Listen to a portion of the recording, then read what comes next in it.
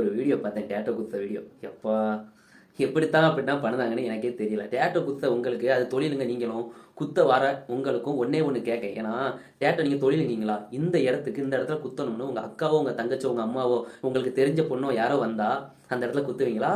இல்லாட்டா அந்த இடத்துல குத்தக்கூடாது அப்படின்னு சொல்லி விளக்கம் கொடுத்து அந்த பொண்ணை வீட்டுக்கு போக சொல்லுவீங்களா?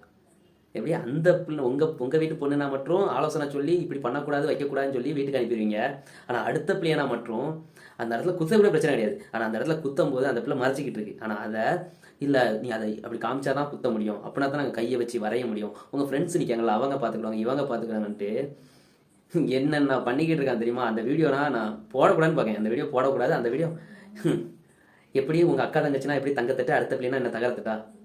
இதெல்லாம் டேட்டை குத்த நீங்க அது தொழிலுங்க நீங்க. அப்பனா பிரார்த்தலுக்கும் உங்களுக்கும் என்ன வித்தியாசம் சொல்லு? அதை வீடியோ எடுத்து ஒருத்தன் போஸ்ட் அதை வெளியே விட்டுருக்கான். அப்பனா அவனுக்கு எவ்வளவு அறிவு இருக்கு? அவன் வீட்டு பிள்ளைகளா இருந்தா அதை வெளியே விடுவானா?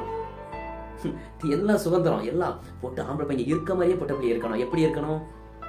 அவனுக்கு ஆம்பளை போய் ஒரு தப்பு பண்ணாமனா மானம் மட்டும்தான் போச்சு. அதே ஒரு பொட்ட பிள்ளைனா வாழ்க்கையே போச்சு. அந்த பிள்ளை வாழ்க்கை இல்லாம அவன் ஃபேமிலியோட வாழ்க்கையே போச்சு.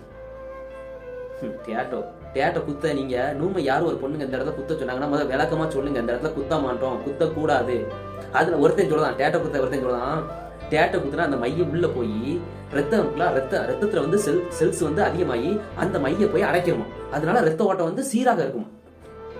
ஆனா அது நீங்க குத்துங்க. உங்களுக்கு எங்கனாலும் உங்களால கடப்பார கம்பை வச்சு டேட்டோ குத்துங்க. பிள்ளைய வந்து அந்த இடத்துல குத்தக்கூடாதுன்னு சொல்லி படிங்கடா. இல்லாட்டா இந்த மாதிரி வீடியோ போடாங்கடா. இந்த வீடியோ பார்த்து நூறு பிள்ளைன்னு வாழ்க்கையை கெடுத்துறாங்க. முதல்ல அந்த வீடியோ போடுறதை நிப்பாட்டுங்க. வீடியோ எடுத்து எதுக்கு எடுத்தாலும் ஒரு வீடியோ எடுத்து